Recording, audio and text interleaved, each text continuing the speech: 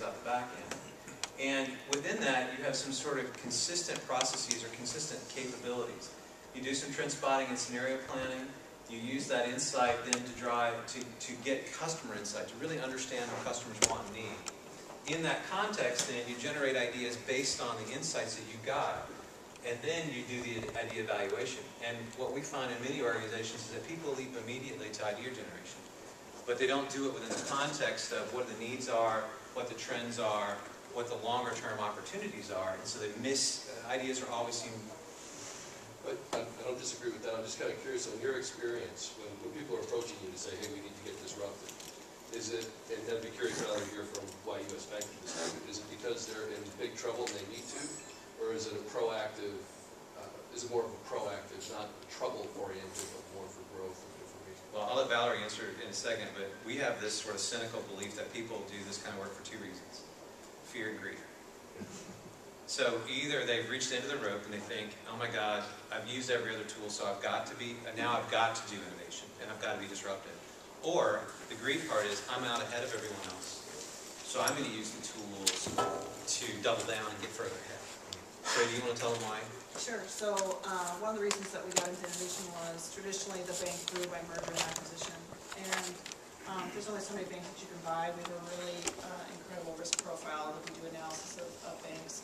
And given the current trends in the industry, growing larger by M&A is not really possible. So we felt that organic growth was the direction that we needed to go. And to do that, it was really thinking about creating new products and services for customers.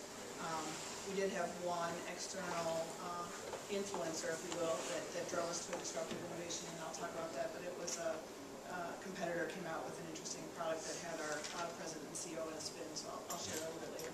Yeah, in this case, it was actually the CEO called up and said, I've seen something, we need to respond. And that's what actually, we already had a program sort of kicking off, but that's what put the rocket fuel behind doing what we did. Yeah, it helps a lot. When the CEO calls and said, we need to get more innovative, you know, that makes everything a lot easier. So with if you think of the process then, we like to frame it with what I call these guideposts or guardrails, which is, what does the corporate strategy want? And what does it dictate, and what does the corporate culture allow? So these two things are either inhibitors to innovation, or they're enablers to the innovation work that you're going to do.